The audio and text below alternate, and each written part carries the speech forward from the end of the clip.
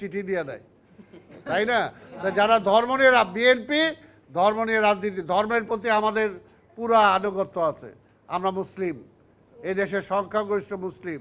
আমার নেতা জিয়াউর রহমান এই সংবিধানে বিসমিল্লাহির রহমানির রহিম আনছে।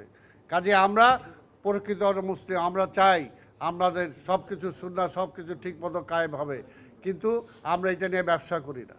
ঠিক তেমনি মুক্তিযুদ্ধের ঘোষকের দল বিএনপি, কিন্তু মুক্তিযুদ্ধ আর মুক্তিযোদ্ধা নিয়ে বিএনপি কখনো রাজনীতি করে নাই, এখনো করে না। কাজে বিএনপির কাছে সবাই সমান, বিএনপির কাছে সবাই সমান। তাই বলবো আজকে সবাইকে এই কথাগুলো বলতে হবে যে আজকে দেশটাকে যদি বাঁচাতে চান, আপনি নিজে যদি বেঁচে থাকতে চান, আপনার ভবিষ্যৎ যারা আছে এখানে তারা যদি সুন্দরভাবে বেঁচে থাকতে চায়, তাহলে একমাত্র বিএনপি ছাড়া কোনো বিকল্প নাই, কোনো বিকল্প নাই। কাজে সবাইকে এখন থেকেই পরিষ্কার যে ঘরে ঘরে একটা দুইটা না, সবাই একে সকাল ভোরবেলা সবাই নিজেরাও যাইতে হবে, আত্মীয় স্বজন নিয়ে যাইতে হবে, বউরাও নিয়ে যাইতে হবে, পোলারাও নিয়ে যেতে হবে। পোলা মানে যে ভোটার হয়েছে, আবার ভোটার না হলে নিয়ে যায় না, ঠিক আছে না? কাজে সবাইকে নিয়ে যেতে হবে ভোট সেন্টারে।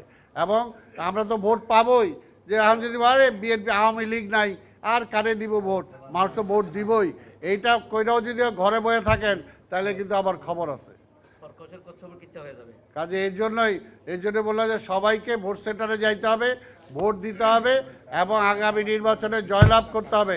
তারপরে দেখেন তারেক রহমান কি করে, তারপরে দেখেন তারেক রহমান পারে কিনা দেশটা চালাইতে। ইনশাল্লাহ অনেক ভালো চালাবে, অনেক ভালো চালাবে, অনেক ভালো কিছু করবে, খালি দেখেন। কারণ ওই যে বললাম জিয়াউর রহমানের সন্তান, জিয়াউর রহমানের রক্ত তার গায়ে আছে, খালেদা জিয়ার রক্ত তার গায়ে আছে। কাজে এই দেশের জন্য সে করবে, এই দেশের জন্য সে অনেক স্যাক্রিফাইস করেছে, এখনো অনেক কিছু করে যাচ্ছে।